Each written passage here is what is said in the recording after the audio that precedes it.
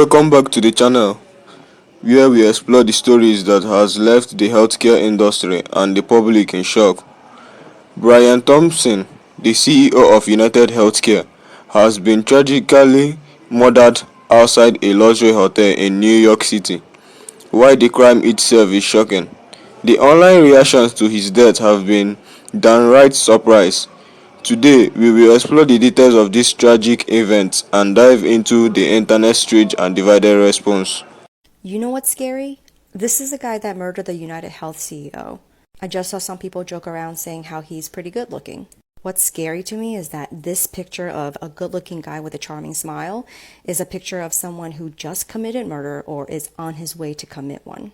This is why I'm paranoid and have trust issues. If you want proof that society is done, go to the CNN post, go to CNN's TikTok page, and look at the post about the United Healthcare CEO being pew-pewed and was, he ain't here no more. He ain't on this earth.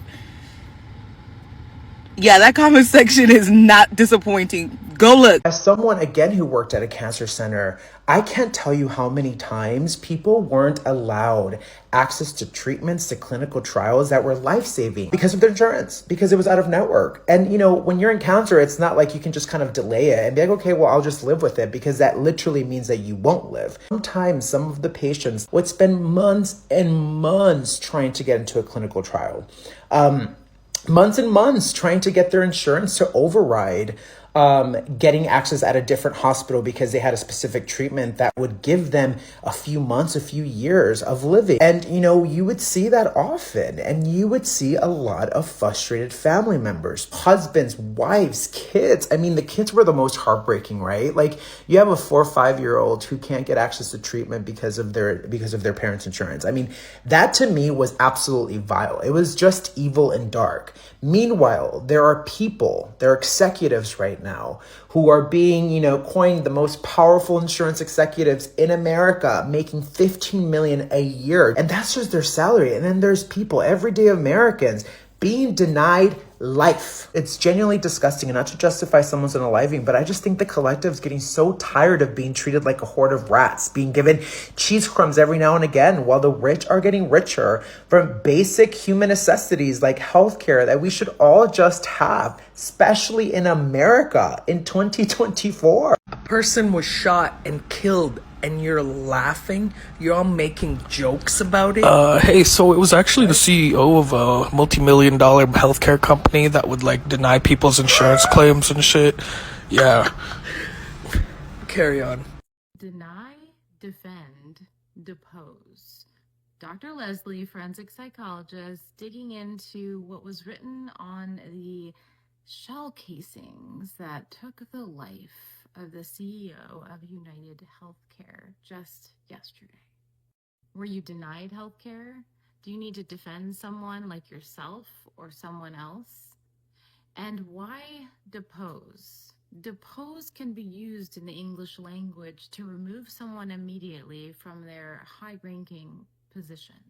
There are a million theories going around about this man, but I'm starting to think that he was in the military of some sort and he was upset and something has happened related to healthcare. And I have to mention something extremely serious. It appears that he may have been wearing Hermes sneakers that were about $1,000. And I'm sorry, could you imagine carrying out a hired hit wearing those shoes? I mean, you would feel unstoppable. I mean, damn, he did not expect anything to go wrong, and it did. And if, when they catch you, go ahead and put your shoes on the real.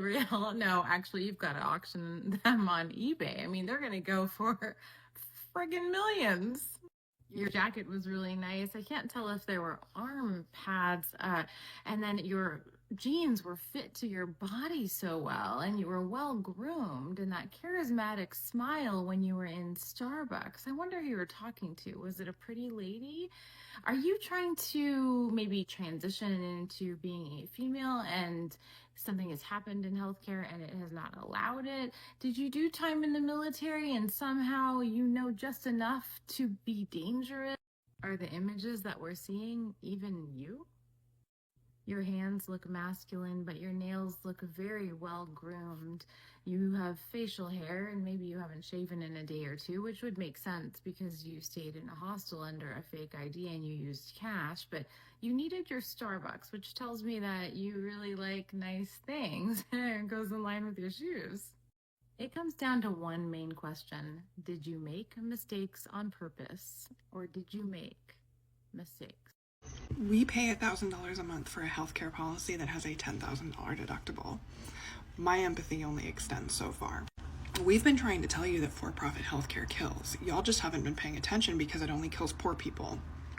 Until now. Nobody deserves to get on their way to work. Nobody deserves to get their healthcare claims denied either.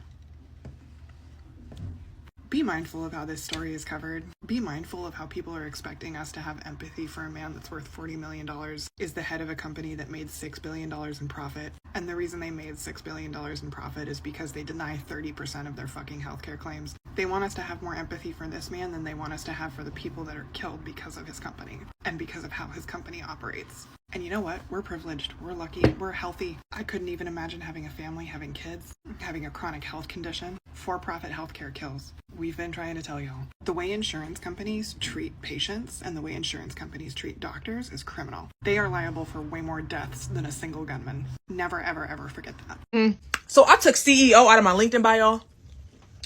No reason in particular. I didn't want nobody to get the wrong idea. You know what I'm saying? I heard that CEOs have 30 minutes, child. So mind you, the only employee I have is myself. But I didn't want no confusion because after what happened the other day outside the hotel to United Healthcare CEO, that's crazy.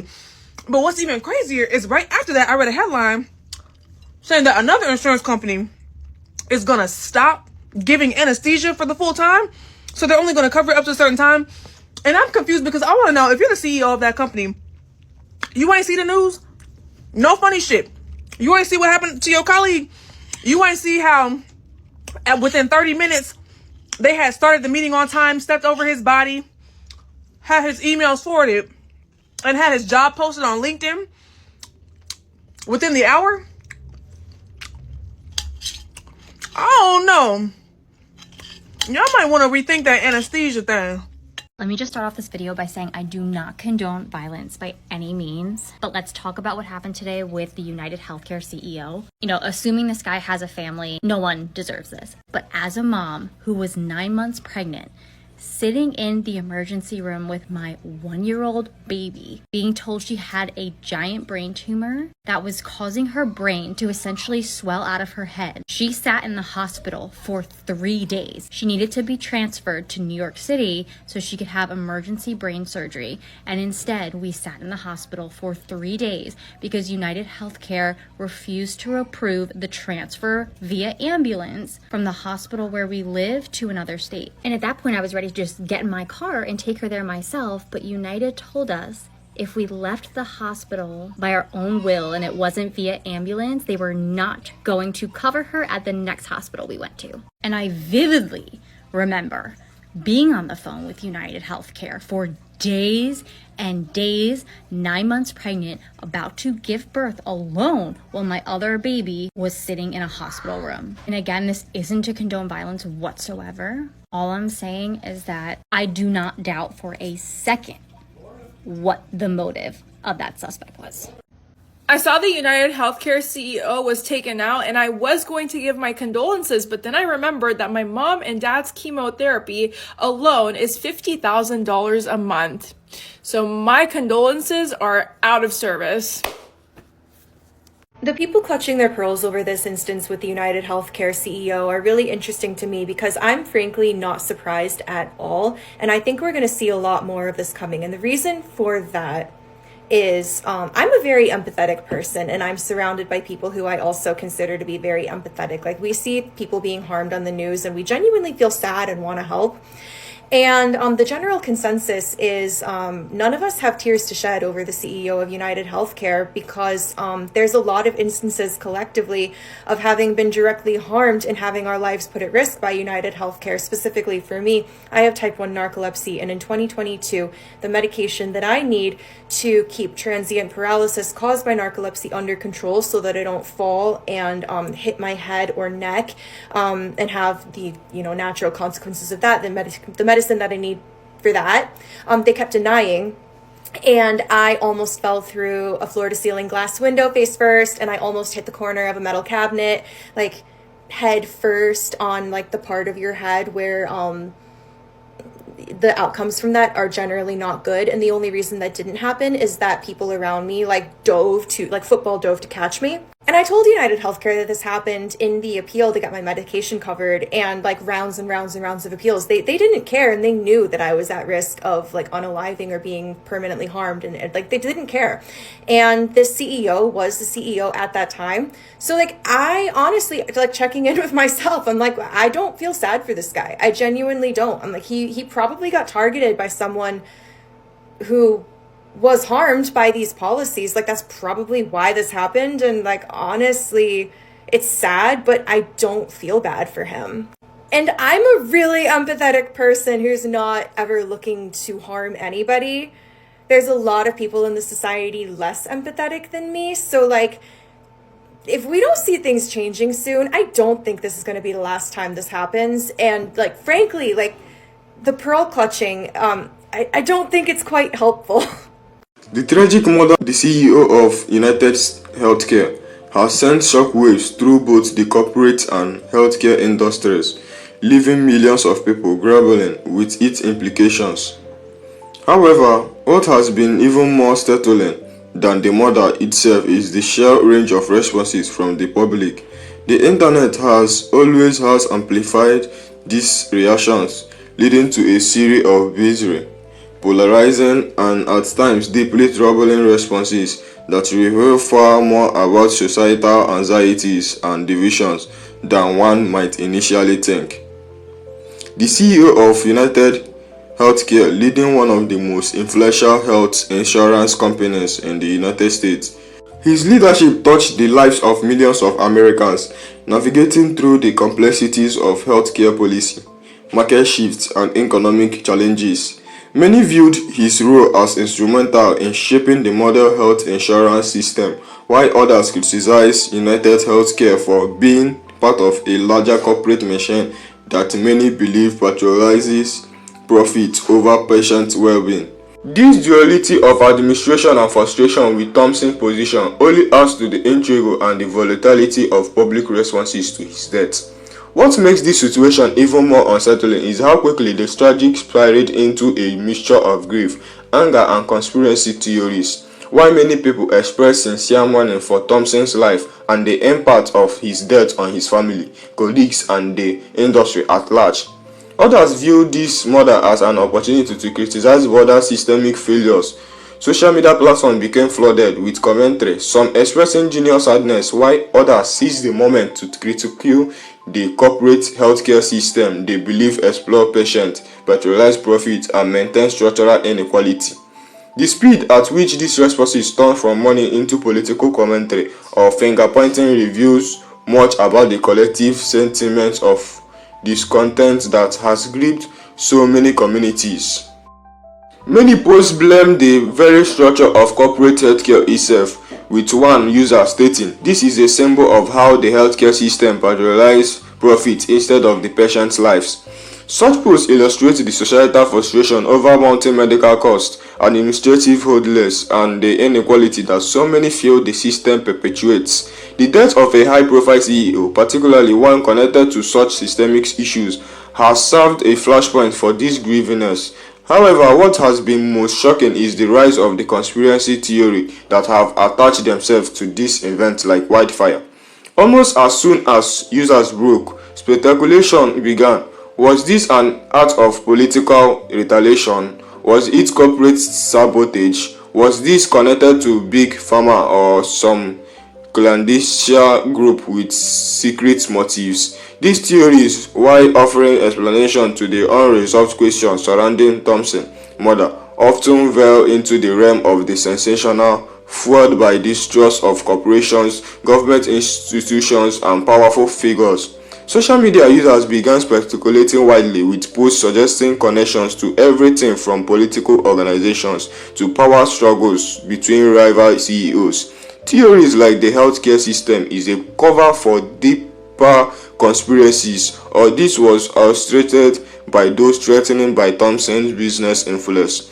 Flooded timelines and posts, further modeling public understanding of what is an already tragic and unresolved event. These responses raise profound questions about how we process grief, fear, and frustration. The internet has allowed for widespread dialogue, but it has also become a breeding ground for speculation, misinformation, and emotional vetting. Many of these reactions reflect a collective sense of disempowerment, frustration rooted in the perception that systems of power, particularly corporate ones, seems impervious to accountability. The murder of a prompt CEO has brought this frustration to the forefront, but also revealed an online problem: how quickly fear, distrust, and political anger can cloud objective, analyzed rational responses. Adding another layer to this is the economic ripple effect of Thompson's death. United Healthcare is one of the largest health insurance providers in the United States, and its sudden passing raises questions about what the future holds for the company and its millions of policyholders. In a time when healthcare is already a contentious and deeply personal issue for millions of Americans, the murder of its high-ranking CEO adds additional uncertainty. Analysts and investors have already begun speculating about leadership transitions and what this will mean for the healthcare system at large. With this murder, they destabilize United Healthcare. Will it prompt a policy shift or reform efforts within the company? These questions remain unanswered, but they add complexity to an already harrowing event. Beyond the professional and political implications, this incident points to broader social reflections as well. It serves as a stark reminder of the way violence, particularly high-profile violence, can upend systems and societal trust. In a country where healthcare inequalities are already a point of contention, this murder has exposed both the fragility of our system and the vulnerability of powerful individuals within them. It makes one wonder whether this incident is an isolated event or a symptom of large frustrations, a symbol of disconnection between leaders, institutions, and the people they serve. Why the world grips with this question? In conclusion, the murder of Brian Thompson, CEO of United Healthcare, is a deeply tragic event that has not only shocked the corporate and healthcare industries, but has also sparked a wide array of emotional responses from the public. While some mourn his loss as a human tragedy, others have used this moment to express frustration with systemic issues such as the inequality within the healthcare system and corporate greed. Adding fuel to this already complex situation are conspiracies, theory, and speculation, which further obscure the truth and reveal a growing distrust in institutions and leadership. This incident serves as a stark reminder of the fragile balance between power, responsibility, and public perception. It highlights the need for empathy, rationality, and thoughtful dialogue in moments of criticism rather than rushing to judgment or sensational speculation. The aftermath of this event should encourage reflection. How do we process tragedy, grief, and anger? How can institutions foster transparency and trust during times of uncertainty? While answers remain inclusive, one thing is clear: the loss of life is always a tragedy, and the response to it should center on comparison, respect, and informed discussion. Brian Thompson's passing leaves behind many unanswered questions, but it's up to those individuals and institutions to confront these complexities with integrity. Thank you for watching, and let us continue this conversation in the comments below. Let us share our thoughts and perspectives with one another. Don't forget to like, subscribe and hit the notification bell to stay updated on this story and more. I will see you in the next video.